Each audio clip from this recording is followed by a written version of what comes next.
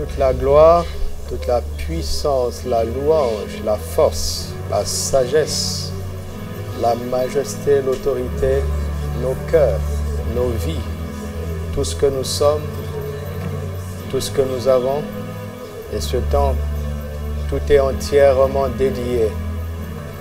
Toi le seul qui en est digne. Toi le Seigneur Jésus, le Seigneur de nos vies, le Sauveur de nos vies, le Maître que nous aimons écouter. Oh Seigneur, parle. Nous sommes prêts à t'écouter. Parle-nous par ton esprit. Et que ta parole trouve en nous des cœurs bien disposés et la foi. Au nom de Jésus, Amen. Alléluia. Nous allons parler, toujours dans le cadre de ce grand thème Génération Caleb, dans cette saison où nous voulons nous emparer de nos montagnes, n'est-ce pas? Nous parlons de la circoncision du cœur. Matthieu chapitre 28, à partir du verset 27, 17e, Jésus dit ceci: « Tout pouvoir m'a été donné dans les cieux et sur la terre. Allez, faites de toutes les nations mes disciples, les baptisant au nom du Père, du Fils et du Saint-Esprit. Enseignez-leur à observer tout ce que je vous ai prescrit. Et voici, je suis avec vous tous les jours jusqu'à la fin du monde. » Alléluia. Enseignez-leur à observer ce que je vous ai prescrit. Enseignez-leur. Ne leur dites pas seulement ce que je vous ai prescrit, mais enseignez-leur à observer. Alléluia. C'est ça mon mandat dans cette saison si importante. C'est la parole qui retentit dans mon cœur. Enseigne-leur à observer tout ce que je vous ai prescrit. Enseigne-leur à observer. Il ne suffit pas de leur dire ce que j'ai prescrit. Ça ne suffit pas. Enseigne-leur à observer. Cela veut dire que Jésus considère qu'il y a une catégorie de personnes qui sont mandatées, n'est-ce pas, pour transformer ceux qui croient en lui en ses disciples, n'est-ce pas, et leur enseigner à observer ce que Jésus a prescrit. Enseignez-leur. Enseignez-leur, c'est très important. Romains chapitre 1, verset 8. À partir du verset 8e, Paul dit ceci: « Je rends d'abord grâce à mon Dieu par Jésus-Christ au sujet de vous tous, de ce que votre foi est renommée dans le monde entier. » N'est-ce pas? C'est un bon peuple dont il fait l'éloge. Leur foi est renommée, reconnue dans le monde entier. Il poursuit: « Dieu que je sers en mon esprit dans l'évangile de son Fils, mes témoins, que je fais sans cesse mention de vous, demandant continuellement dans mes prières d'avoir enfin, par sa volonté, le bonheur d'aller vers vous, car je désire vous voir. » Pour quel but? Pour vous communiquer quelques dons spirituels, afin que vous soyez affermis, ou plutôt, afin que nous soyons encouragés ensemble, au milieu de vous, par la foi qui nous est commune. Nous avons une foi commune, à vous et à moi. Je ne veux pas vous laisser ignorer, frères, que j'ai souvent formé le projet d'aller vous voir. Et ainsi de suite. Verset 15. « Ainsi j'ai un vif désir de vous annoncer aussi l'évangile à vous qui êtes à Rome. » Paul prie instamment pour qu'il ait le bonheur d'aller vers les chrétiens de Rome. Dans quel but? De prêcher seulement? Non. De leur communiquer quelques dons spirituels. De déposer en eux quelques dons spirituels. Ils ont déjà la foi. Et leur foi est renommée dans le monde entier. Mais Paul est conscient qu'il a reçu quelque chose à déposer là-bas. De la part de Dieu, à travers l'évangile qu'il a reçu. C'est très important. C'est très important. Très, très important. Le mot don spirituel ici, c'est le mot charisma, en grec, n'est-ce pas? Et quand vous entendez charisma, tout de suite vous dites charismatique, n'est-ce pas? Charisma, c'est différent de dunamis. Dunamis, c'est la puissance. Ok? Acte 1:8, vous recevrez une puissance, une dunamis. C'est le même mot qui a donné dynamite.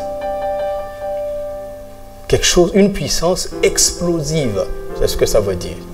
Dunamis est une puissance explosive. Vous recevrez une puissance, le Saint-Esprit survenant sur vous. Ça, c'est dunamis. Quand Luc 14 dit que Jésus, revêtu de la puissance du Saint-Esprit, ça aussi, c'est dunamis. Mais Paul ne vient pas avec une dunamis. Ce n'est pas une dunamis qu'il veut communiquer. Vous entendez? Parce que la dunamis ne vient que du Saint-Esprit. Mais charisma, ça peut passer par un oint de Dieu. Et charisma, c'est le même mot, on le retrouve dans Romains 6:23 que vous connaissez. Le salaire du péché, c'est la mort. Mais le don gratuit de Dieu, c'est la vie éternelle en Jésus-Christ. Le don gratuit, c'est charisma. Donc, charisma est un don gratuit. Et quand Paul dit, j'ai le vif désir de venir vers vous, vous communiquer un charisme, quelque charisme, il est en train de dire, j'ai le vif désir de venir vous communiquer un don gratuit. Premièrement, si c'est gratuit, ça ne doit pas s'acheter. Ça ne doit pas se monnayer. N'est-ce pas? C'est pour ça que lorsque Jésus a envoyé ses disciples 2 à 2, il leur a dit à la fin, vous avez reçu, donné. Donc, Paul aussi l'a reçu gratuitement. Sur la base du prix que Christ a payé. Le don gratuit de Dieu, c'est la vie éternelle en Jésus-Christ. Là où charisme est libéré, la vie éternelle est manifestée. La vie de Dieu est manifestée. Autrement dit, là où charisme est libéré, ceux qui l'acceptent, ceux qui croient, reçoivent la capacité de vivre comme Dieu avait prévu que les humains puissent vivre sur la terre. Alléluia. Pour que tu arrives à vivre la vie que Dieu avait prévue pour toi, premièrement, il faut que tu reçoives Jésus. Deuxièmement, il faut qu'il y ait quelqu'un qui ait un charisme à te communiquer, à te transmettre, de sorte qu'en le recevant, tu reçois la sagesse et la capacité surnaturelle de vivre comme Dieu avait prévu que tu vives, de vivre ce que Dieu avait prévu que tu vives.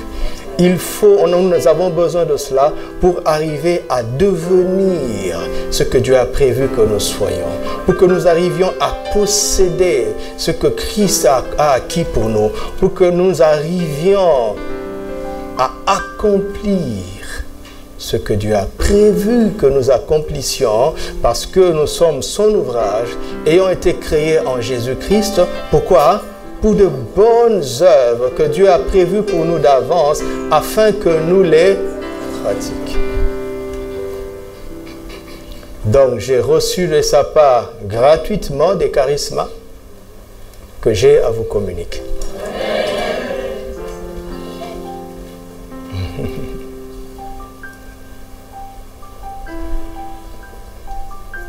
Toute mon enfance, j'ai été maladif. C'était dû au diable. Quand Christ est rentré en moi, il a tout réparé. Et je suis en bonne santé jusqu'à aujourd'hui. Alléluia. Les médecins sont au chômage, en tout cas en ce qui me concerne. Ils doivent changer de job. Et les pharmaciens, grâce à Jésus. Par contre, quand maman m'a amené voir le médecin, c'est moi qui étais malade. C'est moi que le médecin diagnostiquait. C'est à moi que le médecin parlait. Et quand le médecin faisait la prescription de l'ordonnance pour ma guérison, c'est à maman qu'il parlait. Pour ma guérison. C'était à moi de boire ce médicament, de suivre l'ordonnance, de suivre la prescription médicale, n'est-ce pas? Mais c'est à maman que le médecin parlait.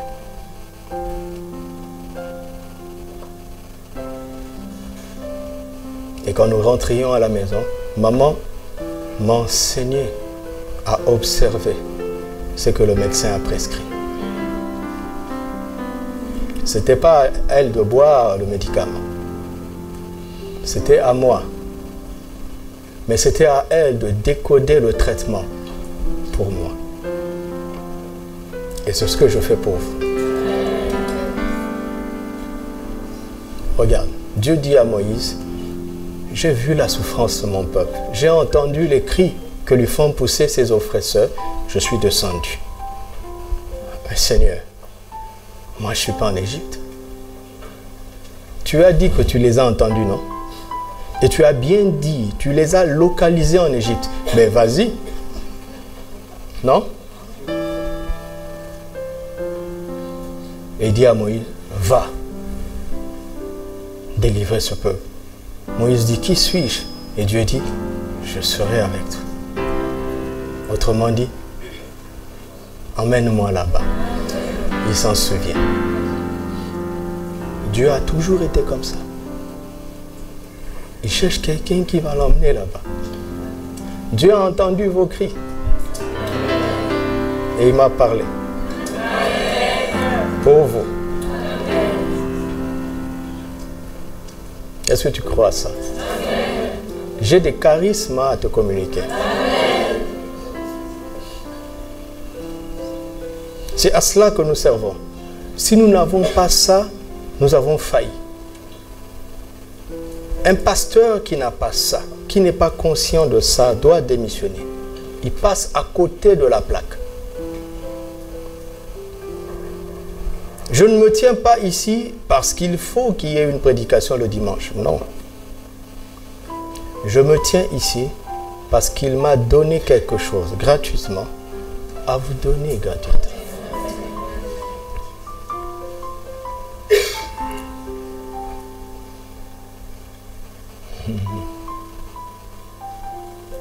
C'est très important.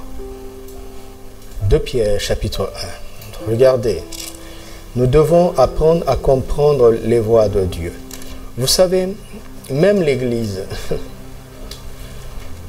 si nous ne comprenons pas ce qu'est l'Église, ce qu'est le ministère, ce qu'est la parole de Dieu, ce qu'est tout ce que nous faisons ici, la louange, la musique, tout ce que nous faisons ici a un sens spirituel. J'ai parlé la semaine passée avec un collègue qui sert le Seigneur en France. Et vous savez, les églises là-bas sont pleines de blacks. Ici, c'est un peu le cas, n'est-ce pas? Et il disait que dans son milieu, en tout cas dans sa région, dans la ville où il se trouve, le plus grand employeur, il est dans une petite ville de France. Il dit le plus grand employeur de la ville, c'est l'hôpital psychiatrique. Pour que vous compreniez le niveau de la dépression qui sévit là-bas. Les gens ont tourné le dos à Dieu. Et ils sombrent dans la dépression tous les jours. Et le Seigneur, lui, l'a placé là-bas. Mais les gens ne s'intéressent pas à l'église. Ils disent le culte africain. Vous avez entendu ça, non? Le culte africain. Les Africains aiment le bruit, aiment la danse, aiment les cris. Mon ami, si tu cries ici parce que tu es africain, tu passes à côté.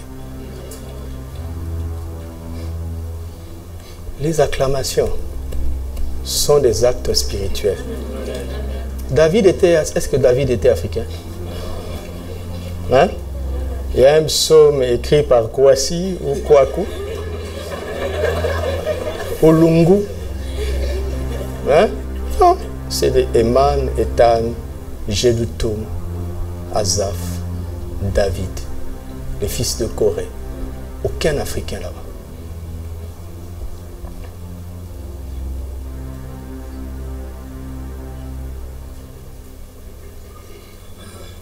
Je ne veux pas que tu dises, oui, nous faisons un culte à la manière des Africains. Là, en tout cas, je ne suis pas avec toi. Dieu est-il africain? Il est asiatique peut-être. Indien. Dieu est congolais. Je pense que Dieu est congolais. Dites Amen.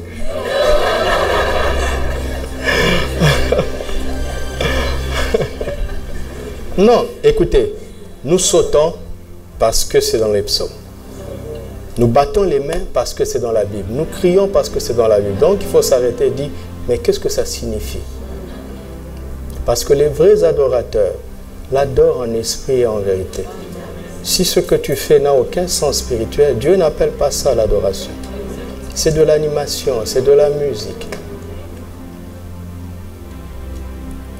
Le monde n'est pas attiré vers Dieu. Parce que nous, les enfants de Dieu, nous ne leur montrons pas à quel point il est réel et à quel point c'est magnifique d'être en communion avec lui. À cause de quoi? À cause des religions et des traditions.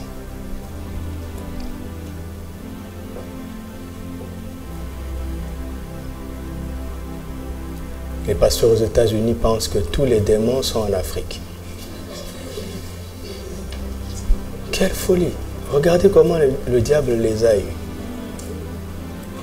Moi, je pense que les pires péchés sont là-bas.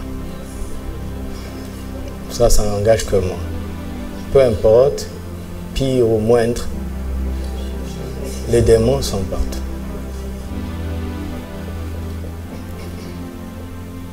Non, les gens tombent, les gens crient parce que c'est les Africains. Ah bon? Tu vas résister à la puissance de Dieu. Et en France, ils se sont organisés en communauté d'églises d'expression africaine. Bon, il y a des contraintes légales qui les ont amenés à faire ça, certes. Mais au fond, ça ne vaut pas la peine. N'est-ce pas? Nous sommes le royaume des cieux. Donc nous devons avoir l'expression du royaume.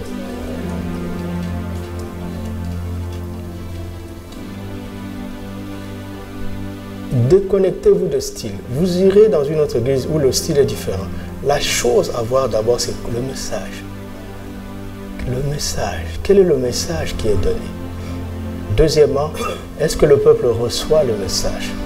Troisièmement, est-ce que le peuple laisse l'esprit travailler avec le message? Le reste, ça ne sert à rien. Ne vous accrochez pas au style.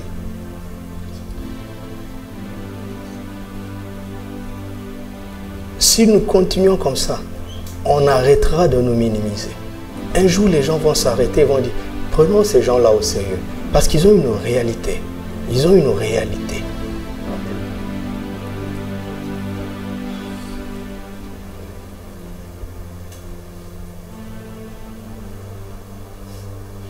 Et nous avons besoin des hommes de grâce.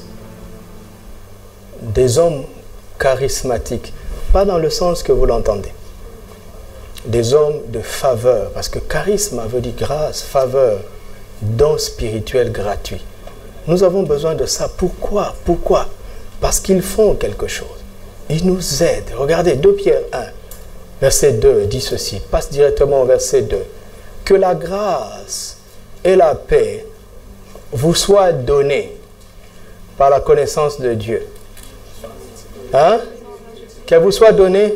Non. Non. Je ne procède pas comme un évangéliste. L'évangéliste connecte les gens pour la première fois à la grâce et à la paix de Dieu. Et quand Dieu donne, il ne reprend pas, n'est-ce pas? Romains 11, 29 dit, les dons et les appels de Dieu sont irrévocables. Le don là, c'est charisme. Irrévocable. Quand Dieu donne, il ne reprend plus. La première fois qu'il t'a donné sa grâce, la première fois qu'il t'a donné sa paix, il ne la reprend plus. Mais ce que nous devons savoir, c'est que Dieu a prévu que ça se multiplie.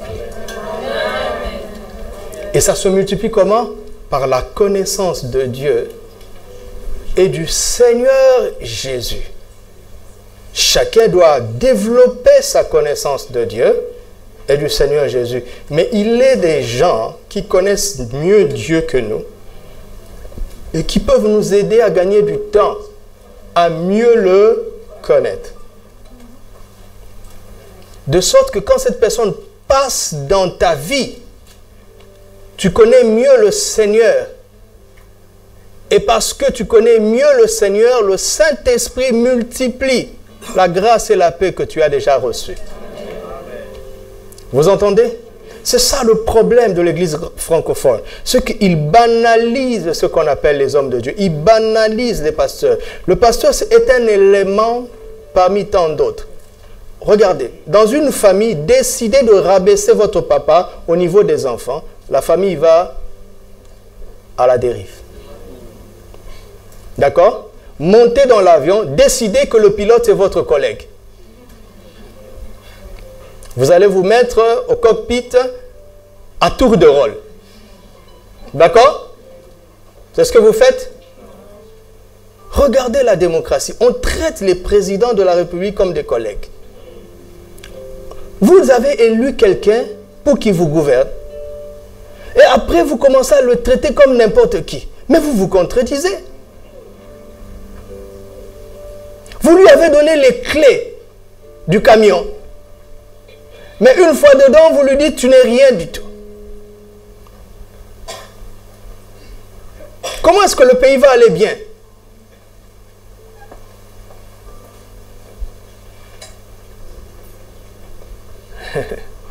Il y a même aujourd'hui des églises où toutes les décisions se prennent par vote. Le pasteur est coincé dans le conseil. Il ne peut rien faire. On va voter. D'accord? On va voter ce qu'on va prêcher dimanche prochain. Gloire à Dieu, ce n'est pas comme ça ici. Amen. Alléluia. Amen. Gloire à Dieu. Comprenons les voies de Dieu. L'Église est l'Église de Jésus. Alors il faut respecter les règles établies par Jésus.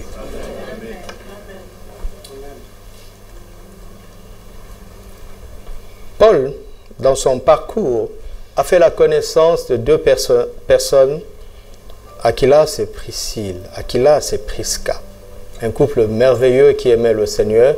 Ils avaient le même métier, les faiseurs de tentes. C'est tout. Ils ont travaillé ensemble. Dans Actes chapitre 18, Paul est parti et un homme est venu appelé Apollos, un homme éloquent, fervent d'esprit et qui enseignait avec exactitude, quoi? Les voies de Dieu. Avec exactitude. Jusqu'à ce que il rencontre deux personnes qui avaient rencontré Paul. C'est même pas Paul. Aquilas et Priscille ont pris Apollos et lui ont enseigné plus exactement les Écritures qu'il enseignait avec exactitude.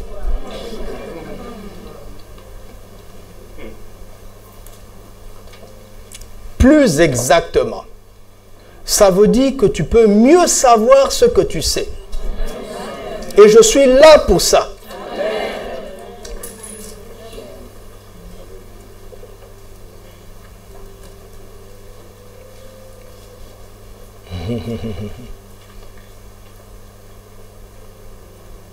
Sinon, l'Église va stagner et les traditions vont nous rattraper.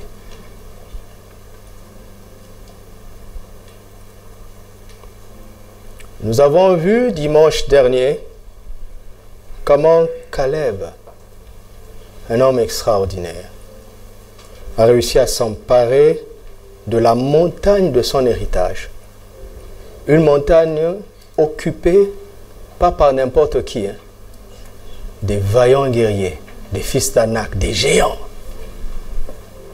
parmi les plus fameux. Et Caleb ne les a pas combattus dans sa jeunesse. Il avait 85 ans.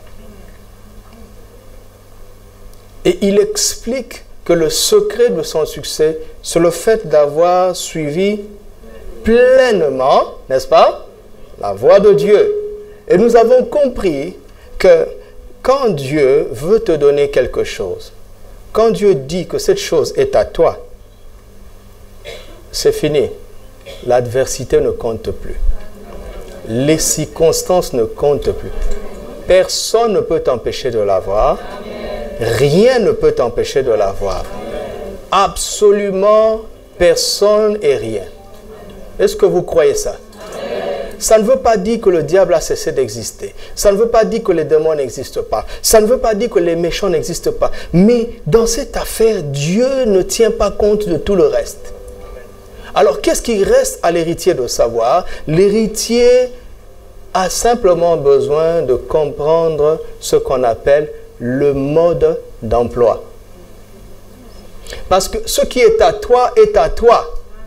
Mais Dieu a donné sa voix comme un son, sa parole. Et dans le son de sa parole, il y a la voix avec eux, le chemin. Le chemin. Vous trouvez ça dans le psaume 103. On dit, Israël connaissait les œuvres de Dieu, mais Moïse connaissait les voies de Dieu. Moïse savait ce qu'il fallait faire pour que ses œuvres se manifestent.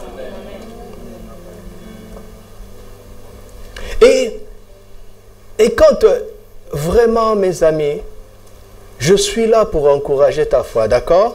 D'accord? Alléluia. Amen. Jésus a dit, Jean 10, le voleur ne vient que pour, bon, on s'en fout de son œuvre. Jésus est venu. Voilà. Jésus est venu pour que nous, ses brebis, nous ayons la vie et que nous l'ayons en abondance.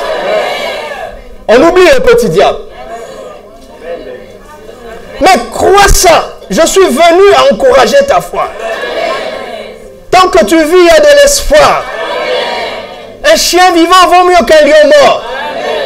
Parce qu'il y a encore le souffle en toi, c'est encore possible. Tu peux rattraper le temps perdu.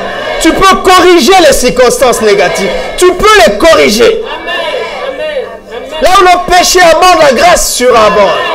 En Christ Jésus, nous avons été bénis de toutes sortes de bénédictions spirituelles dans les lieux célestes en Christ. Je le crois et je le reçois. J'ai tout pleinement en Christ. Il est le chef de toute domination et de toute autorité. Par ses meurtrissures, j'ai déjà été guéri. C'est pour cela que je me moque de maladie. Je connais la grâce de Dieu qui a fait que celui qui était riche est devenu pauvre, afin que par sa pauvreté, je sois enrichi. Et je le crois, et je le crois, et je le crois. Et mon Dieu pourvoira à tous mes besoins, selon sa richesse, avec gloire en Jésus.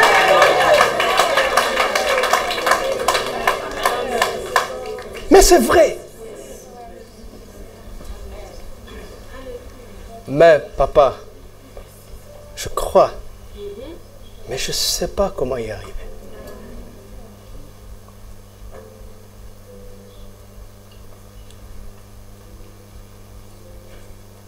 Écoute, ne confondez pas ne pas savoir et incrédulité. Ce n'est pas la même chose. Ne doute pas parce que tu ne sais pas. Sépare bien les choses. Ce que Dieu a dit, il a dit. Alléluia. Ce que Dieu a dit que nous sommes, nous le sommes. Ce que Dieu a dit que nous avons, nous l'avons. Ce que Dieu a dit que nous ferons, nous le ferons. Mais je ne sais pas. Il dit oui. J'ai un charisme à te communiquer. Caleb a compris qu'il suffit de suivre pleinement. Tu suis le mode d'emploi. C'est très simple. Et Caleb nous dit que lui, il a suivi pleinement et nous comprenons que si tu suis pleinement, tu expérimenteras pleinement. Moins tu suis, moins tu expérimenteras. La plénitude de notre expérience dépend de la plénitude de notre obéissance. Dans tout ça, le diable n'est pas dedans.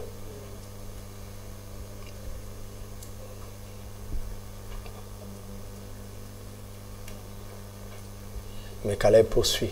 Il dit, j'ai suivi pleinement parce que je connaissais la droiture de cœur. Si ton cœur est droit, tu suivras pleinement. C'est là où le cœur est tordu que l'on désobéit. Et le diable dit, heureux cas, j'ai trouvé. Si j'arrive à détourner son cœur, il va lui-même se disqualifier de son héritage. C'est très simple. C'est très simple. Et l'héritier dit, si je garde mon cœur droit, le Dieu de Caleb, il est aussi le mien. N'est-ce pas? Parce que c'est tellement difficile de suivre pleinement, n'est-ce pas? Caleb dit, ne te concentre pas sur le résultat. Concentre-toi sur la cause. Si ton cœur est droit, le reste coulera de source. Ça viendra tout seul.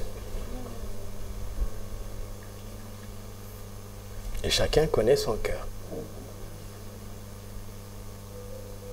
Et à partir de ce moment, arrête de faire semblant. Arrête de chercher qui tu vas accuser, qui va porter le chapeau. Est-ce que ce sont les parents? Il dit, écoute, le vrai faux gars, c'est Adam. D'accord? Va lire Romains 5. Je vous ai déjà montré que moi, j'ai corrigé la faute du passé jusqu'à Adam. La faute de ton grand-père n'est pas pire que celle d'Adam. Celui qui peut plus, peut le moins. S'il a corrigé la faute d'Adam, il a corrigé tout le reste.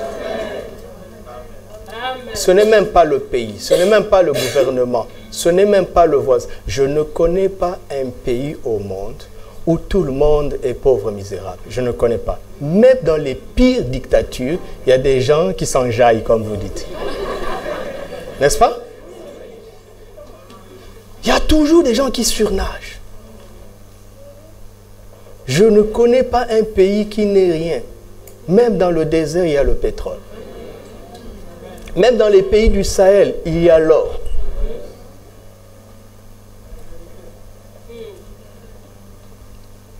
Dieu ne sait pas faire quelque chose qui manque de richesse.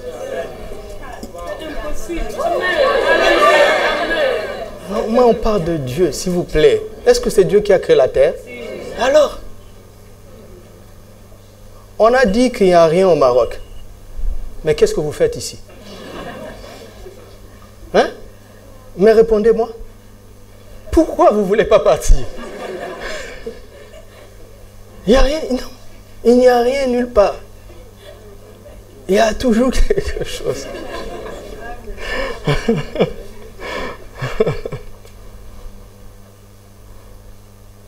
Mais on ne le voit pas. Ou bien on ne sait pas se connecter à ces choses. Mais le Créateur de la terre nous a donné le mode d'emploi. Mais les chrétiens qui possèdent la Bible ferment le mode d'emploi. Ils vont chercher des solutions ailleurs.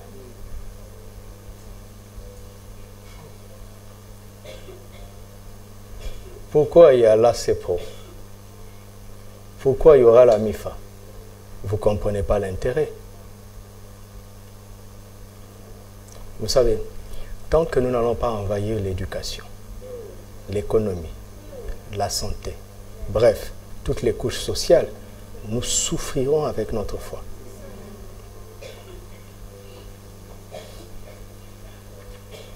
Jésus a dit, vous êtes le sel de la terre.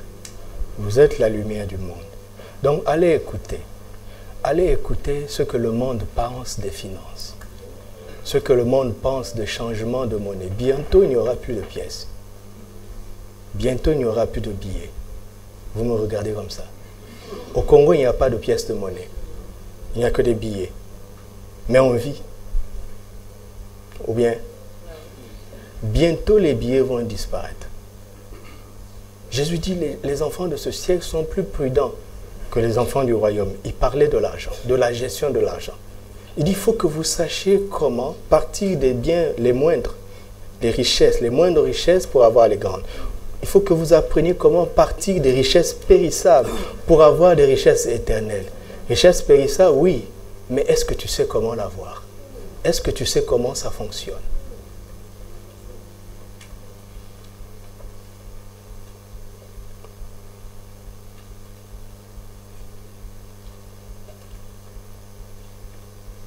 C'est le temps d'agir comme Joseph. Il vient dans votre système, il comprend votre système, il vous montre que dans 7 ans, votre système va craquer, et il vous dit que lui, il a la solution. Amen. Mais il faut comprendre le système. Où est-ce qu'il a appris le système? En gérant chez Potiphar. Un boss païen, idolâtre. Il a géré là-bas. Potiphar, un grand gestionnaire, dit... Ce petit, quand il gère, c'est différent. Il dit, allons voir de près. Il regarde son plan comptable, c'est la même chose. Il regarde, tous les principes sont les mêmes. Il dit, non, alors, il y a quelque chose. Et puis il regarde, il se rend compte que Dieu est avec lui. Joseph a rendu Dieu visible dans les affaires. Il a rendu Dieu visible dans la gestion. Il ne suffit pas de s'enfermer ici, de prier en langue. Donc il faut comprendre comment leur science fonctionne et le corriger. Et prévoir leur faillite et leur dire on a la solution. Est-ce qu'on peut se lever aujourd'hui et dire qu'on a la solution? Est-ce qu'on peut se lever et dire qu'on sait où va le monde? Tout ce que les chrétiens savent, c'est qu'il y aura l'enlèvement. Mais en attendant l'enlèvement,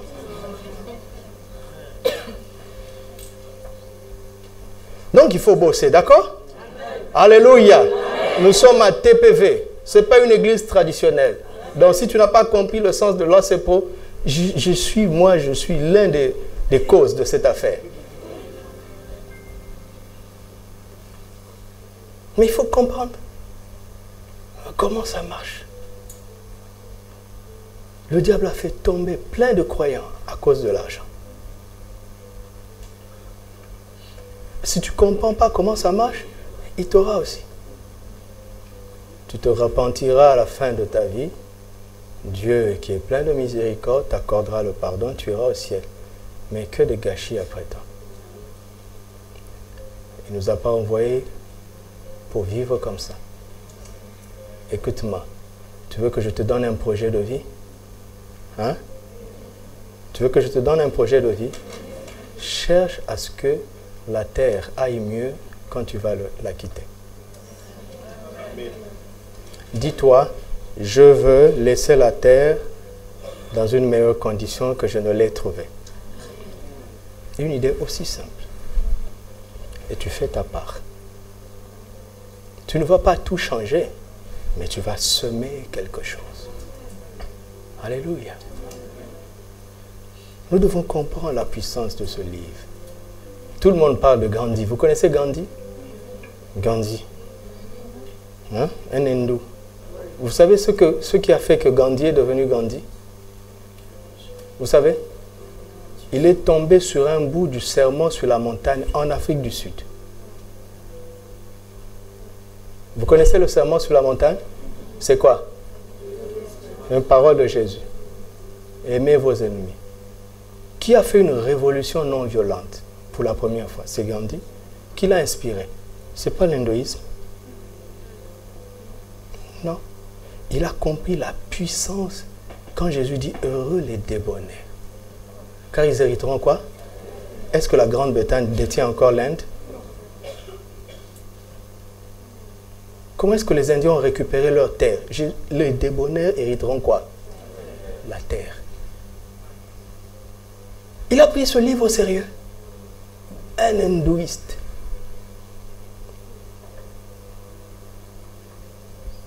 Qui a provoqué l'abolition de l'esclavage, qui a relevé le statut de black aux États-Unis.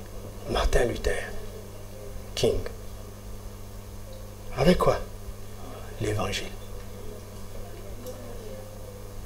Et il savait qu'il allait mourir.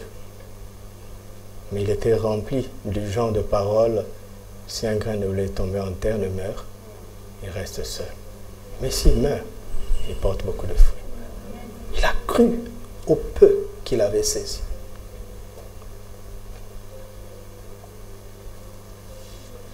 Tout le monde peut faire quelque chose, quelque part, avec ce livre. Donc, abandonnez la religion, d'accord? Abandonnez ça. Ça ne sert à rien.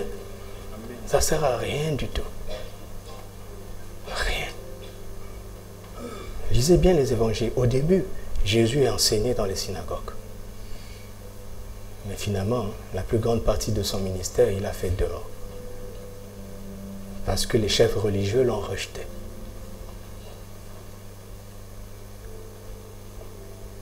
Jésus n'est pas un chef religieux, hein? Il est la vérité.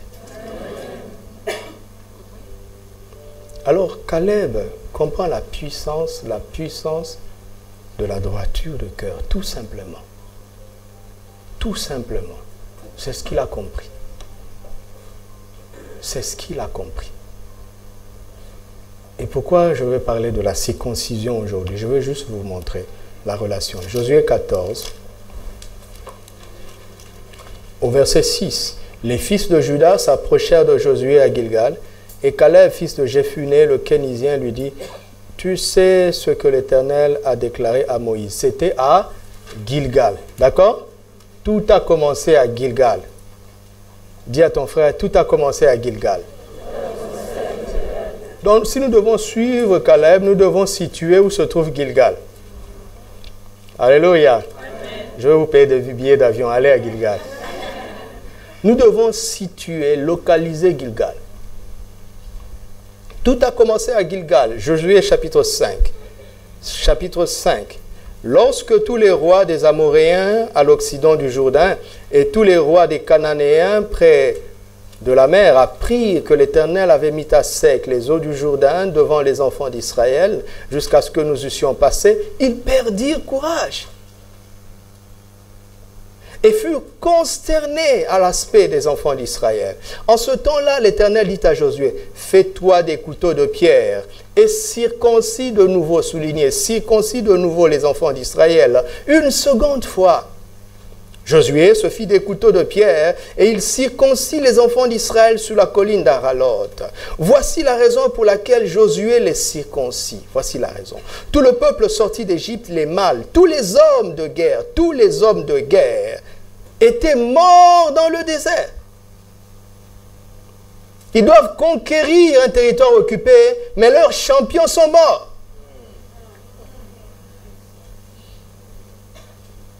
Parce que Dieu est intègre. Il dit, l'adversaire ne compte pas, mais votre propre force aussi ne compte pas.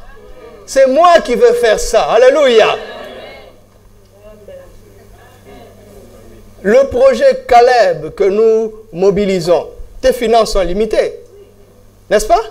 Mais c'est Dieu qui va faire ça. Mais tu dois être sûr d'avoir fait de ton mieux. Les gens, vous savez, des gens sont paralysés quand ils regardent l'ampleur du problème. N'est-ce pas que ça t'arrive? Tu fais face à une situation, elle est tellement vaste que tu ne sais pas, souvent j'entends ça, je ne sais même pas par où commencer. Et la personne est paralysée, immobilisée. Mais les choses ne changent pas quand on ne fait rien. Et quand on ne fait rien, et quand les choses ne changent pas, en fait elles s'empirent. Paralysé. Regarde Jésus, il doit nourrir une multitude. Il dit, mais il ne faut pas prendre le problème en la masse. Dans sa globalité, ça devient trop compliqué. Il appelle les disciples. Il leur dit, donnez-leur vous-même à manger. Ils sont choqués. Il dit, je vous montrerai chemin. Classez-les en rangées de 50 et de 100. Il a morcelé le problème. Si tu as 10 000 personnes, d'accord, une foule de 10 000, et que tu fais des groupes de 100, tu as combien? Tu as combien? Donc, le problème de 10 000 devient en fait un problème de 100. Tu simplifies le problème. Le même problème, hein, le nombre n'a pas changé. Mais la sagesse fait comme si le problème s'amoindrit. N'est-ce pas? Tous les hommes de guerre sont morts. Et tu nous dis d'entrer, Dieu a une solution. Il appelle Josué le leader, il dit circoncis le peuple. On ne voit pas de relation. N'est-ce pas?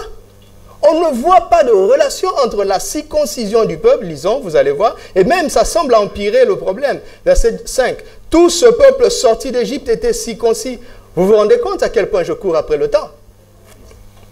Tout ce peuple circoncis d'Égypte était... Non, sorti d'Égypte était circoncis. Mais tout le peuple né dans le désert, pendant la route après la sortie d'Égypte, n'avait point été circoncis. Car les enfants d'Israël avaient marché 40 ans dans le désert jusqu'à la destruction de toute la nation des hommes de guerre qui étaient sortis d'Égypte et qui n'avaient point écouté la voix de l'Éternel. Ils étaient des hommes de guerre, mais ils n'ont pas écouté la voix de l'Éternel. Et parce qu'ils n'ont pas écouté la voix de l'Éternel, leur force ne leur servit de rien. L'Éternel leur jura de ne pas leur faire voir le pays qu'il avait juré à leur père de nous donner, pays où coule le lait et le miel pourtant. Verset 7. Ce sont leurs enfants qu'il établit à leur place, et Josué les circoncis, car ils étaient incirconcis, parce qu'on ne leur avait point circoncis pendant la... On ne les avait point circoncis pendant la route. Lorsqu'on eut achevé de circoncire toute la nation, ils restèrent à leur place dans le camp. Jusqu'à quand? Jusqu'à leur guérison. La circoncision même les a affaiblis. Alléluia. En réalité, si les adversaires savaient, ils allaient fondre sur eux. Vous connaissez la séquence de qui? Siméon, Lévi et Sichel. Il faut lire la Bible, attention. Hein? 2 personnes ont décimé toute une ville. Juste parce que tous les hommes étaient circoncis. Et quand ils sont circoncis, les hommes, ils ne sont pas en état de combattre. Regarde. Si tu acceptes ta faiblesse et que tu restes à ta place, laissant Dieu te guérir, je te promets, aucun ennemi ne se lèvera. Dieu ne permettra pas. N'avez-vous pas entendu? Il ne permettra jamais que nous soyons tentés. Jamais. Tout ce qui t'arrive n'est pas plus fort que toi. Rien. Gloire à Dieu, après 25 ans, après l'avoir testé 25 ans, que tu le crois ou pas, je te regarde dans les yeux et je te dis, ce qui t'arrive n'est pas plus fort que toi. Rien. C'est pour ça que tes larmes ne changeront rien. Tes larmes n'y changeront rien. Pleure comme tu veux. Ça ne changera rien. Mais c'est la parole de Dieu. Car tout ce qui est né de Dieu triomphe du monde. Et la victoire qui triomphe du monde, c'est quoi? C'est notre foi. Et la foi vient de quoi? De quoi? De la parole de Christ. Celui qui est en nous est comment? Tu es tellement pourvu que tu n'as pas besoin d'aide extérieure. C'est ça la vérité. Amen. Tu as tellement la foi que tu n'as pas besoin d'argent.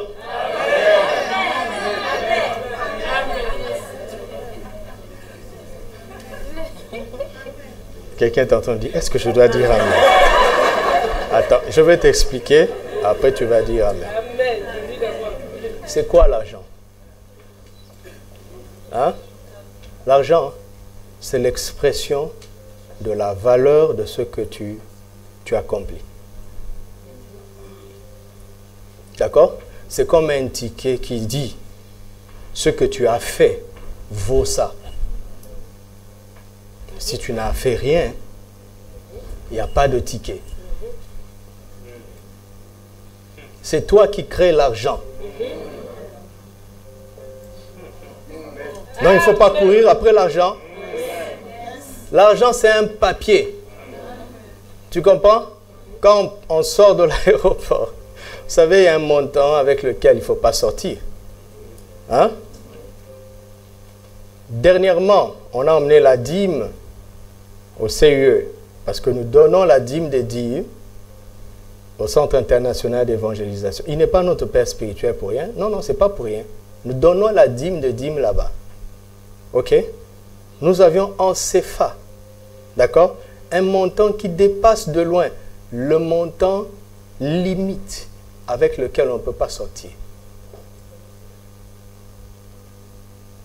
Mais parce que les policiers ne connaissent pas le CFA, c'était du papier pour eux. C'est du papier. Le CFA ici, c'est du papier. Tu peux changer du CFA à la banque? Ici, c'est du papier. Tu imagines si tu as mis ton espoir sur le CFA. Quelle bêtise. N'est-ce pas, mon cher banquier? L'argent, c'est rien. Vous savez, on peut se réveiller le lendemain et on décide que 1000 dirhams devient 100 dirhams. C'est rien. C'est parce que vous ne connaissez pas ce qu'est l'argent que vous courez après. L'argent est en toi. C'est ce que tu fais qui fait qu'on fait un ticket, on dit ce que tu accomplis vaut ça.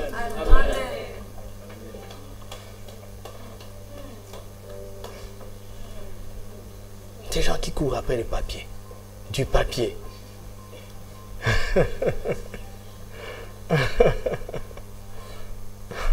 Pourquoi je dis ça même? On était où? Les 2 mois. Le temps de la guérison. Regardez. Philippiens 3. Tout ça, ce sont des réflexions que Caleb a menées pendant 40 ans. 45 ans. Qui a fait que 45 ans plus tard, il s'est levé avec assurance. 45 ans. Nous avons cru pendant combien de temps, nous? Hein?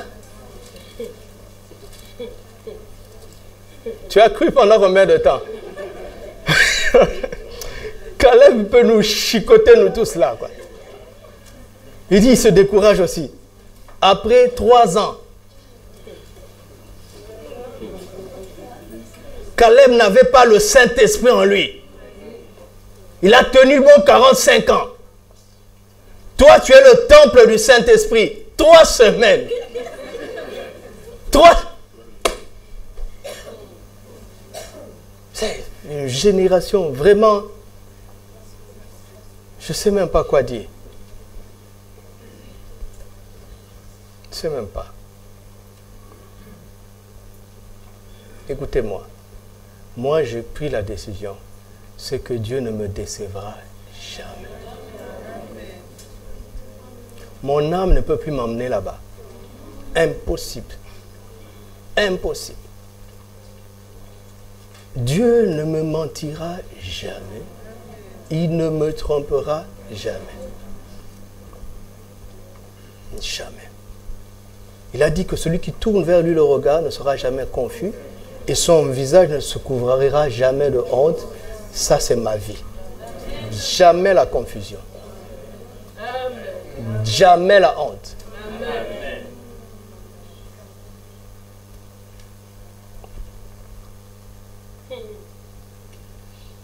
Jamais.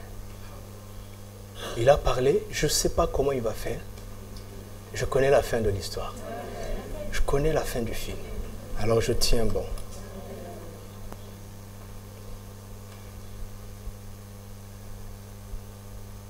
Qu'est-ce que je veux vous montrer en fait? Affiche Philippiens chapitre 3 à partir du premier verset. Ce que je veux vous montrer, c'est que si nous agissons à reculons. Pour accomplir pleinement la voie de l'Éternel, il faut avoir la droiture de cœur. D'accord? Pour avoir la droiture de cœur, il faut avoir un cœur circoncis. Faites-moi confiance, je vais vous expliquer. Parce que Caleb parle de toutes ces choses à Gilgal. le lieu de la circoncision. Ok? Philippiens 1, il dit, au reste, mes frères, réjouissez-vous où? C'est tout. Qu'est-ce qui fait ton sujet de joie? Les choses viennent et partent, n'est-ce pas? Les saisons viennent et partent. Il n'y a qu'une seule personne qui est le même. Il ne change pas. Il est toujours avec nous. S'il est mon sujet de joie, alors ma joie est permanente. Elle est stable. D'accord? Elle est stable. Je ne me lasse point de vous écrire les mêmes choses, et pour vous cela est salutaire. Prenez garde aux chiens. Ah bon? Tu parles aux frères. Les chiens, il dit, lis, je définis. Prenez garde aux mauvais ouvriers. Prenez garde aux faux circoncis. Le chien a la capacité de revenir à son vomi. C'est-à-dire un frère qui avait rejeté une manière de vivre et qui, par la force des choses, comme on le dit souvent avec le temps, il revient. Il se comporte comme un chien. Paul dit, prenez garde, parce que c'est contagieux. D'accord? Jusque-là, il y a une distance. Tu vois que tu ne fais pas ça. Mais tu continues de côtoyer la personne sans confronter cette attitude. C'est contagieux. Un peu de levain fait lever la pâte. Il dit, prenez garde aux mauvais ouvriers. Il y a d'autres personnes, eux, ils vivent dans le compromis, mais ils ont tellement endormi leur conscience qu'ils continuent de venir servir. Je vous assure, ils ont tellement endormi leur conscience. Ils sont pires. Oui, ça monte crescendo, ça monte, ça monte. Après, il dit, prenez garde à qui? Aux faux circoncis. Ça, c'est la pire des catégories. Oui, ça monte. La pire des catégories. Il va expliquer. Verset 3. Car les circoncis, pour dire les vrais, n'est-ce pas? C'est qui? C'est nous qui faisons quoi? Nous rendons notre culte par l'Esprit de Dieu. Donc, tout ce que nous faisons pour Dieu, nous nous appuyons sur le Saint-Esprit. Et il dit, et que nous glorifions en Jésus-Christ, et que ne mettons point notre confiance en la chair. Les voici qui sont là, ils sont circoncis. Pendant le temps de guérison, ils sont incapables de se défendre. La réalité de l'histoire est qu'en réalité, ils n'étaient pas aussi forts que ça. Parce que tous les hommes de guerre étaient déjà morts. Mais se disait-il, si on nous attaque, il nous reste quand même un peu de force. Nous allons répondre. Dieu dit, ils n'ont pas bien compris. Si je les laisse comme ça, ils vont commettre l'erreur de leur peur qui s'appuyait sur leur force. Alors je vais les affaiblir volontairement. Et la méthode de Dieu pour nous débarrasser de notre propre force s'appelle la circoncision. C'est un temps de guérison où il te guérit de toute tendance à te passer du Saint-Esprit pour faire la volonté de Dieu. Combien de chrétiens dans l'église, après avoir proclamé qu'ils sont enrichis, ils sortent dehors et ils trichent pour avoir de l'argent. Et ils reviennent ici pour rendre gloire à Dieu. Avec leur ruse, des chrétiens à la Jacob. On a dit que ce sera toi l'héritier. Voilà, papa veut bénir le grand frère. Alors on va tricher, usurper. Depuis le sein de la mère, quand ils étaient dans le ventre, Dieu a dit, vous m'entendez? Dieu a dit que le deuxième, ok, sera plus grand que le premier. Mais à l'accouchement, quand le premier commence à sortir, Jacob s'accroche à son talon. Laisse-moi sortir avant toi. Mais tu es en train d'inverser la promesse. Si tu sors avant lui, tu te disqualifies. Laisse Dieu faire tel qu'il a prévu. Amen. Être deuxième, être le dernier ne veut pas dire que tu seras le dernier finalement. Amen. Car Jésus est venu dire que les premiers seront quoi? Sois patient. Amen. Voilà, l'enfant avait ça en lui depuis le ventre de sa mère. Il veut s'accrocher. Dieu n'a pas besoin d'aide. Non. Qui peut aider Dieu? Si quelqu'un aide Dieu, même un petit peu, alors Dieu n'est plus Dieu.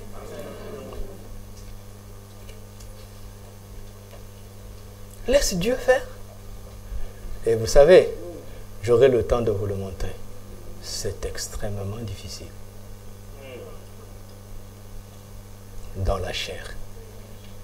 Jusqu'en mars 2018, depuis que j'existe,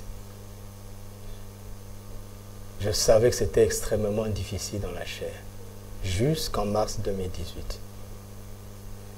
Dieu m'a dit, c'est un problème de cœur circoncis. Dès que le cœur est circoncis, la difficulté de la chair devient facilité. Amen. Regardez Philippiens 3. Vous avez vu? Vous avez vu? Vous voulez une autre preuve? Non, vous n'en voulez pas? Jérémie 17. Je ne veux pas expliquer la différence entre cœur et chair, hein? Le mauvais penchant du cœur, je l'expliquerai prochainement. À partir du verset 5e. Tout le monde connaît ce passage, n'est-ce pas? Ainsi parle l'Éternel, maudit l'homme, allumez la clim s'il vous plaît. Maudit soit l'homme qui se confie dans et qui prend.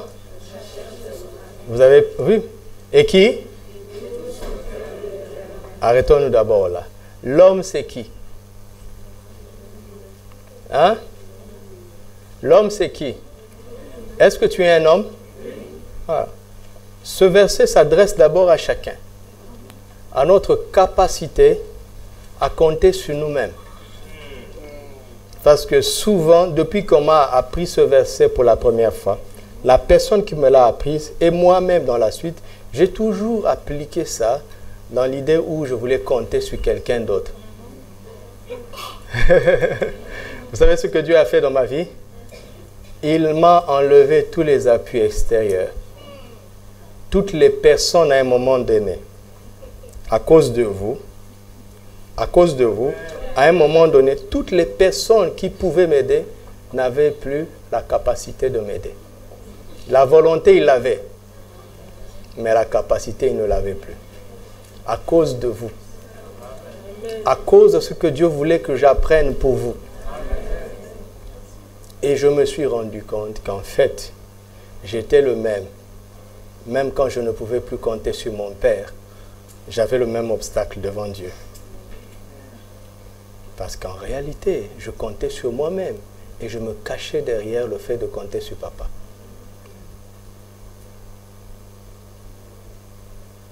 Nous étions deux dans la même situation à l'église, servant le Seigneur dans la même... Nous avions la même responsabilité. Nous avions eu le bac la même année. Nous avons eu ensemble la même mention. Nous avions plus ou moins les mêmes ambitions. Nous voulions faire Polytechnique ensemble. Patatras, grève, interminable. Nous étions au point mort ensemble. Alors nous avons commencé à formuler des projets. Sauf que lui, il était orphelin. Moi, mon père est en vie. Et je rends grâce à Dieu. Quand nous disions, Seigneur, fais, au fond de moi, je disais en fait, Seigneur, fais que Papa fasse. Mais je ne le savais pas. Et lui, Dieu lui a ouvert des portes. Parce que quand lui comptait sur Dieu, il comptait vraiment sur Dieu. Jusqu'à ce que Papa n'ait plus. C'est là où j'ai compris ce que c'est que Dieu est ton Père. Mon Père, ma mère m'abandonne, mais l'Éternel me recueille. Écoute bien la définition d'abandonner. Ça ne veut pas dire qu'ils vont t'abandonner. Mais ils vont t'abandonner techniquement parlant. Oui, écoute, on parle de la vie, mes amis. Moi, je suis là pour parler de la vie. C'est le livre de la vie. C'est pas qu'il t'aime plus, mais il n'a pas ce qu'il faut. En fait, techniquement, il t'a abandonné. Mais l'Éternel me recueille. Dieu il n'est pas obligé de nous recueillir. C'est une méthode par défaut. Parce que jusque-là, on ne comptait pas sur lui. C'est là où je me suis dit un jour, je dois tester si ce livre est vrai. J'étais chrétien pourtant depuis longtemps, prédicateur depuis longtemps. Mais un jour, je me suis levé dans ma chambre, ici au Maroc, en 2003. Je dis, Seigneur, je vais tester si ce livre est vrai. Vous entendez? Qu'un prédicateur parle comme ça, honte à moi. Mais mieux vaut tard que jamais. Je ne comptais pas sur Dieu. Je comptais sur moi-même. Et quand tu comptes sur toi-même, tu prends la chair pour appui, n'est-ce pas? Et ton cœur se détourne. Ces trois étapes, ne mélangez pas, ce n'est pas la même chose. C'est trois étapes distinctes, mais qui ont pour but quoi? Que le cœur se détourne. C'est pour ça que les gens s'appuient sur leur ruse et ils sont, ce qu'on dit aujourd'hui dans l'église, ils sont bénis. Mais leur cœur, c'est notre cœur que Dieu cherche. Tout ça, on laissera ça ici. Je vous ai déjà dit ça, non? Ça ne sert à rien d'avoir 10 voitures. Le jour où tu les auras, tu comprendras la vanité. Tu vas faire quoi? Tu vas prendre ta tête, tu mets dans la Mercedes, la main droite dans la Porsche, la main gauche dans la BMW, le pied droit dans la... Non. Non. Ça ne sert à rien. J'ai parlé avec une dame. Vous ne savez pas. J'ai parlé avec une dame. Elle m'a dit, rien que chaque jour, pour savoir avec quelle voiture elle va sortir, elle perd 30 minutes. Moi, je n'ai pas l'embarras. Donc, c'est un gain de temps. Elle dit, quand elle se tient devant ses garde-robes, elle a un dressing. Vous avez entendu ça, non? C'est les gens qui n'ont pas de garde-robe. Hein. Ils ont toute une pièce. Ça s'appelle un dressing. Que cela t'arrive au nom de Jésus. Mais tu vas sentir ce que ça fait. Elle dit, chaque matin, elle peut perdre 1 heure simplement à l'idée de qu'est-ce que je veux porter. Vous connaissez les femmes, non? Ce n'est pas toujours qu'est-ce qu'elle va porter, mais elle se demande qu'est-ce que j'avais porté hier, qu'est-ce que j'avais porté avant-hier, qu'est-ce que j'ai porté sur 2 semaines pour que je ne répète pas. Mais quand tu as juste une penderie, allez, là, on s'en va. C'est un gain de temps, bénis le Seigneur. Vous voulez pas, hein? Le temps, c'est l'argent, non? Acclamez comme papa acclame. C'est un gain de temps. Ça ne sert à rien. Ça ne sert à rien d'avoir 20 maisons. Tu vas faire quoi avec? Sème dans le royaume. Fais des virements au ciel. Qui t'attendent là-bas.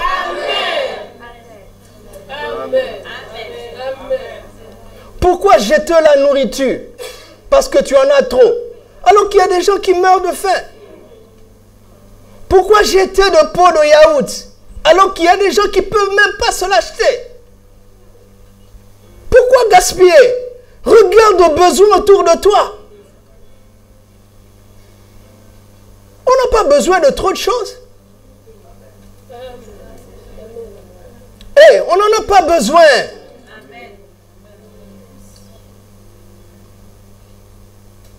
Dieu te donnera tout ce dont tu as besoin. Mais il faut que tu aies la sagesse de reconnaître le surplus. Et quand tu commences à utiliser le surplus pour donner aux autres, mon ami, ça continuera de venir. Ça ne s'arrête pas. Hein? Ce n'est pas une théorie que je vous raconte. Hein? Nous le vivons. Ça ne s'arrête pas. Ça ne s'arrête pas. Continuons. Verset 6. Il est quand même misérable, celui qui se confie en lui-même. Il est quand même misérable où? Vous avez vu ceux qui sont morts dans le désert? Et il ne voit point arriver quoi? Quand tu es comme ça, même quand le bonheur arrive, vous entendez? Tu ne vois pas? Jeunes gens, d'accord? Je veux vous parler, mes jeunes frères. vous n'êtes pas très sage. Vous n'êtes pas très sage. Mais vertueuse. Entendez ça en même temps pendant que je parle. D'accord? Comme ça, on règle tout en même temps. Je suis fatigué de tout cet tâtonnement. Vous n'en avez pas besoin? Calme-toi, parle une fois, elle va te dire oui et puis c'est bon. Arrête de picorer comme un petit poussin. Amen. Et tu as le Saint-Esprit en toi. Parfois, je suis assis comme ça, je dis, Seigneur, est-ce que ce service-là que le frère ou la sœur rend, est-ce que c'est vrai? Est-ce que ça vient de toi? Parce que quand je le vois dans sa manière de se conduire, je me demande si tu es en lui. Vous savez comment il me répond? Souviens-toi de toi-même. C'est toujours ça qui me calme. Regarde, nous sommes dans l'église. Tu vois très bien qu'une sœur de l'église ici, je ne parle pas d'une autre église, tu vois très bien qu'une sœur de l'église ici est très très matérialiste. D'accord? Et toi, tu n'as pas grand-chose. C'est à elle que tu vas parler.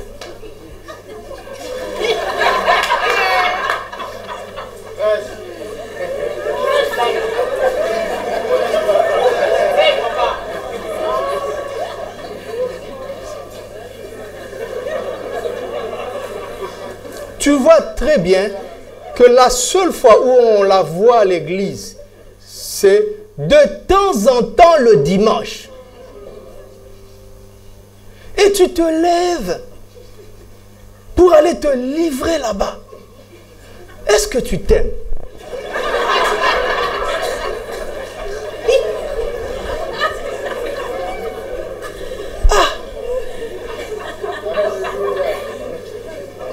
J'ai dit à un jeune homme dernier, je dis, tu n'as pas peur.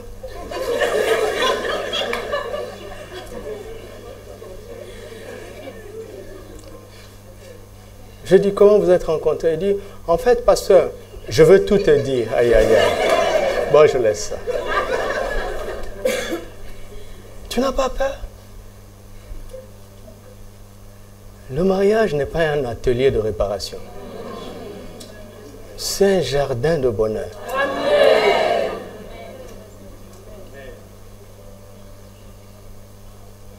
Juste parce qu'elle parle. Attends.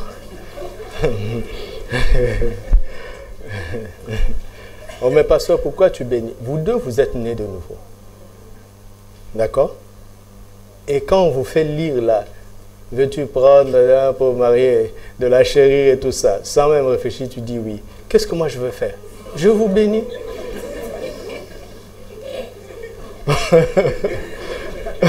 Si je refuse, tu vas quitter l'église? Je veux que tu souffres, mais tu seras quand même ici.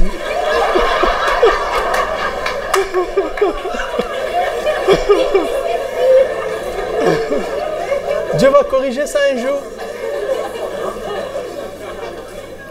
Mes amis, la vie, vous ne savez pas ce qui peut arriver dans la vie. Vous ne savez pas. Donc des gens comme ça, ils ne voient pas arriver le bonheur. Ils se dirigent vers le malheur. Leur cœur, d'accord, s'incline toujours vers le malheur. C'est eux-mêmes. Dieu a emmené le bonheur autour de toi, mais tu ne le vois pas. Tu vas voir ailleurs. C'est son propre cœur qui est comme ça. Je veux vous le démontrer. Continuons. Il habite quoi? Mais voilà, continuons. Béni soit l'homme. Il n'y a pas que maudit, il y a béni aussi. Qui se confie en qui? Voilà, donc, soit tu te confies au Seigneur, et c'est tout. Le reste, y compris toi-même, méfie-toi de toi-même. Il n'y a pas de salut en dehors du Seigneur. Béni soit l'homme qui se confie dans l'Éternel, et dont l'Éternel est quoi? Et quoi? L'espérance, mes amis, l'espérance. L'espérance, hein? Ouais, confiance, là, c'est la foi. Vous comprenez? La foi et l'espérance. D'accord? C'est la foi qui fait déclencher les choses. D'accord? Si tu as fait ce qu'il fallait faire parce que tu crois en Dieu et que rien apparemment n'a marché, tu as une deuxième clé, l'espérance. Refuse le découragement. Reste là, je dis. En ce qui me concerne, j'espérerai en l'Éternel. Or, la foi est une ferme assurance des choses qu'on espère. Si tu perds l'espérance, tu n'auras plus jamais la foi. Mais si tu conserves l'espérance, un jour, l'espérance va te donner la foi dont tu as besoin dans la situation où tu te trouves. Verset 8. Il est comme un arbre. Qui est comme un arbre planté près d'un courant d'eau? Qui? Celui qui se confie en l'Éternel, n'est-ce pas? Vous avez entendu ça ailleurs aussi, non? Dans le psaume 1. N'est-ce pas? C'est celui qui ne se confie pas dans la voix de mon cœur, mais qui trouve son plaisir dans la loi de l'Éternel. C'est-à-dire que quand tu trouves ton plaisir dans la parole de Dieu, je vais le montrer le dimanche prochain, la parole de Dieu va te dépouiller de toute autre confiance qui ne se fonde pas sur le Seigneur. Et à partir de ce moment, ta vie commence à fleurir. Tu deviens comme un arbre planté près des eaux, qui étend ses racines vers le courant. Parfois, tu ne bouges pas, hein, mais tes racines vont loin. Amen. Alléluia. Parfois, la promotion que tu attendais, tu ne l'as pas. Les gens se moquent de toi parce qu'eux, ils mentent. Ah, toi, tu n'as pas nommé. Ce n'est pas grave. Ils ne savent pas où vont tes racines. Parce que les racines, on ne les voit pas. Amen. Tes racines vont loin, vont puiser ce dont tu as besoin, alors qu'apparemment, tu ne bouges pas. Écoutez la leçon de l'arbre. Les choses ne changent pas simplement parce que tu te déplaces. Les choses changent parce que tu connais les profondeurs et tu sais les puiser là où elles sont. Et tu les attires vers toi. N'a-t-il pas dit que le bonheur et la grâce t'accompagneront et vont venir à toi? Ce n'est pas à toi d'aller là-bas. Tu es un fils de Dieu. Oh! C'est pour ça que ceux qui sont légers, superficiels, ils finissent par dessécher. Ils sont comme la paille. Ils fanent aussi vite qu'ils fleurissent. Mais un arbre planté comme un palmier, il va profondément et il monte très haut. Et ses racines vont très loin. Il reste stable. Il ne chancelle pas.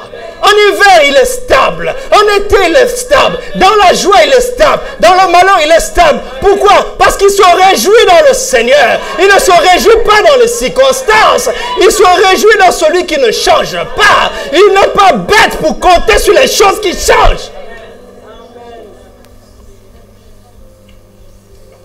Quand est-ce que votre cœur va accepter ça? Quand est-ce que ton cœur va accepter ça? Depuis toutes ces années que tu es dans la foi, pourquoi ton cœur est-il aussi endurci? Quand est-ce que tu vas te décider d'abdiquer? Pourquoi es-tu aussi fort? C'est la saison de la circoncision. Il faut que tu te sentes incapable et que tu restes par terre parce que c'est comme ça qu'il te guérit de toi-même. C'est comme ça qu'il te guérit de la chair. Qu'est-ce qui ne va pas avec nous, Seigneur? Qu'est-ce qui ne va pas? Ou tu es notre Seigneur ou tu ne l'es pas. Le Seigneur ne suit pas les disciples, c'est l'inverse. Jésus ne va pas te suivre. Jésus ne va pas exécuter tes ordres. Qui es-tu? Il s'est humilié une fois. C'est pour te sauver de la mort. Mais maintenant que tu es dans le salut, il est ton Seigneur, attention. Il n'est pas ton garçon de course. N'utilise pas ce nom pour ce que tu veux. Tremble un peu. Oh. Quand est-ce que nos cœurs vont accepter ça? Je souffre de voir ça. Je souffre. Je souffre. Je souffre. Ce n'est pas pour les autres églises. Je souffre ici. Ça ne va pas. Le cœur est tortueux. Regardez le verset 10. Le cœur est tortueux.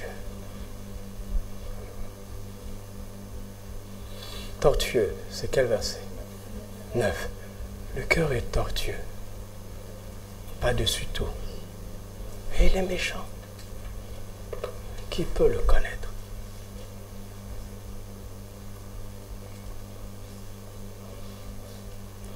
Regarde. Si tu es méchant, qui va être la première victime de la méchanceté? Ce n'est pas les autres.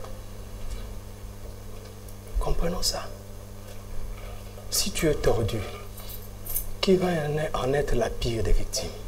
Ce n'est pas les autres.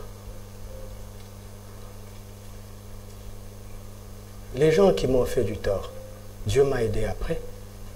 Mais eux, qu'est-ce qu'ils deviennent? Qu'est-ce qu'ils deviennent?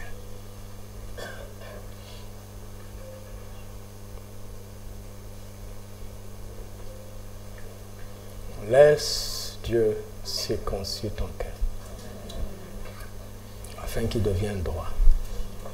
Je t'en supplie. Je t'en supplie. Je t'en supplie.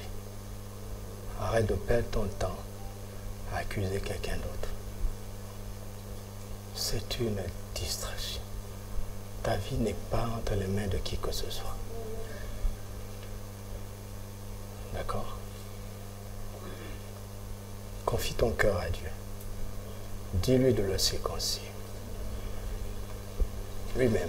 On comprendra mieux avec le temps. Seigneur, oh, que nos cœurs soient droits devant toi. Enlève tout ce qui est tordu, tortueux, méchanceté, arrogance, orgueil, égoïsme. Toi seul peux le faire, Seigneur Jésus, c'est toi notre Josué. Nous sommes à Gilgal. Circoncis nos cœurs. Tu as déjà parlé, ce que tu nous as donné nous attend. Nous l'aurons assurément. L'adversité n'est pas le problème. Satan, tu l'as déjà dépouillé pour nous à la croix. Le monde, nous avons déjà la foi. Tu nous as déjà donné la foi. Tout ça, ce n'est pas le plus important. Mais nous voyons tous les travers qu'il y a dans nos cœurs. Et nous nous arrêtons à Gilgal. Nous nous arrêtons à Gilgal afin que tu circoncises nos cœurs toi-même. Nous nous arrêtons à Gilgal. Nos héros sont tombés dans le désert. Nos hommes forts sont tombés dans le désert. Nous avons passé beaucoup de temps à nous lamenter, à pleurer nos pères, nos appuis extérieurs. Mais ce matin, tu viens nous montrer que le problème ne se trouve pas dans ce que nous avons perdu. Nous utilisons la prière à tort et à travers. Nous utilisons tout à tort et à travers. Parce que nous ne dépendons pas du Saint-Esprit. Père, j'emmène ce peuple devant toi, afin que Christ nous circoncise lui-même et qu'il nous dépouille de tous les autres appuis qui ne sont pas le Saint-Esprit. Voici, Saint-Esprit, prends le contrôle de nos vies. Prends le contrôle de l'Église. Circoncis nos cœurs. Circoncis nos cœurs. Circoncis nos cœurs. Circoncis nos cœurs.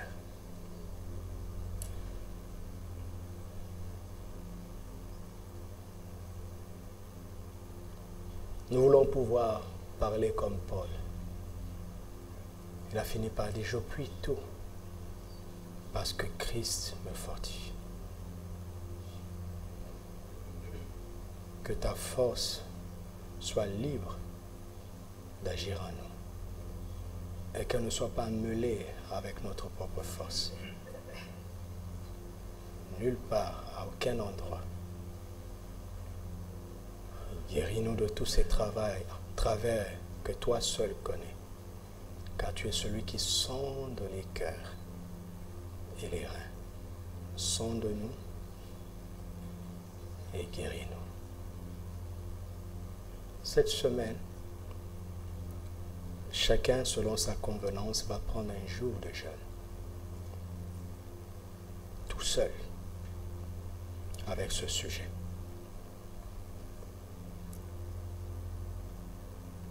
Dieu veut sonder le cœur de chacun, personnellement, et l'incliner dans la droiture. C'est une étape incontournable. Incontournable.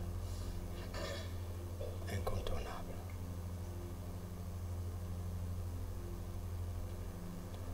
Oh, merci pour ta grâce, Seigneur.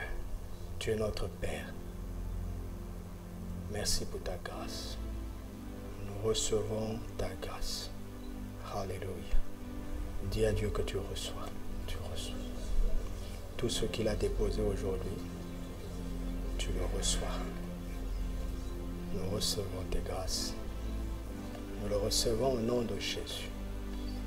Nous le recevons dans nos cœurs au nom de Jésus. Et nous te remercions parce que tu t'intéresses à nous et parce que tu nous aimes. Béni soit ton Saint.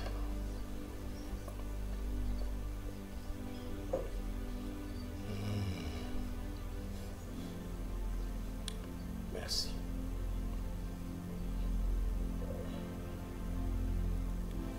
Merci.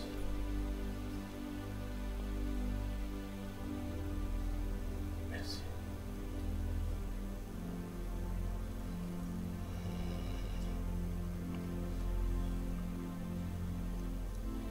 Merci.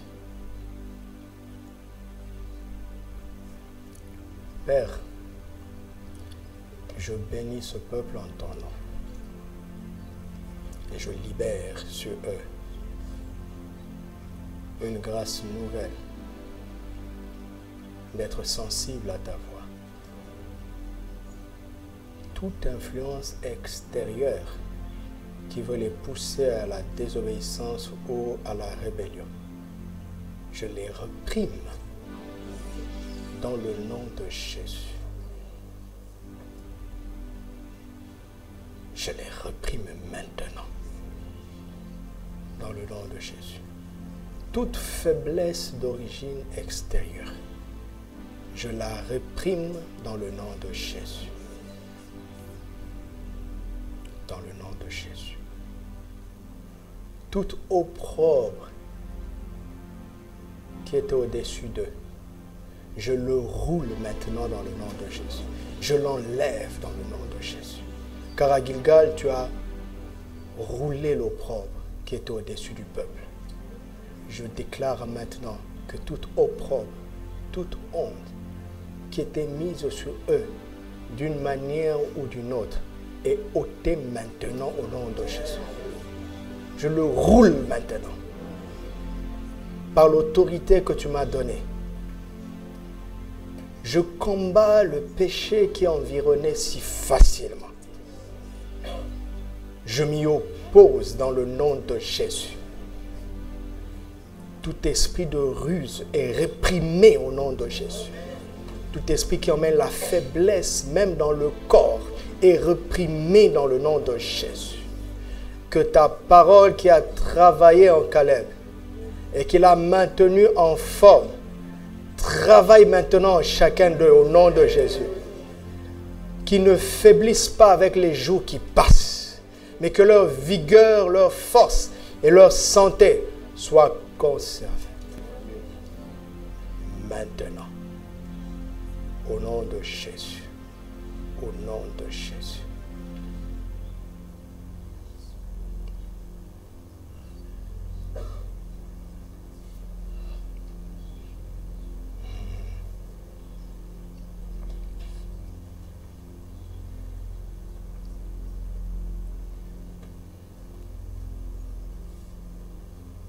Le Seigneur me dit à certaines personnes d'être calmes quand ils vont rentrer chez eux aujourd'hui, parce qu'il y aura des pièges pour vous pousser à la colère, à l'énervement. Discernez que l'ennemi veut que vous perdiez ce que vous avez reçu. Donc soyez prudents, d'accord? Soyez prudents, soyez très prudents toute cette semaine. Parce que c'est une semaine de guérison intérieure. Alors soyez prudents. Certains vont être sollicités dans leur dignité, dans leur amour propre. Certains vont souffrir d'être humiliés. Dieu me dit de te prévenir, ne réponds pas. Personne ne peut t'atteindre pendant que tu es immobilisé, alors que Dieu s'occupe de toi et qui te guérit. N'aie pas peur. N'aie pas peur. Quelles que soient les nouvelles que tu vas entendre, de la famille ou bien des gens que tu aimes, reste tranquille, d'accord? Reste tranquille, parce que l'ennemi veut perturber ce temps de guérison. Reste tranquille, Dieu s'occupe de toi. Dieu s'occupe lui-même de l'adversité.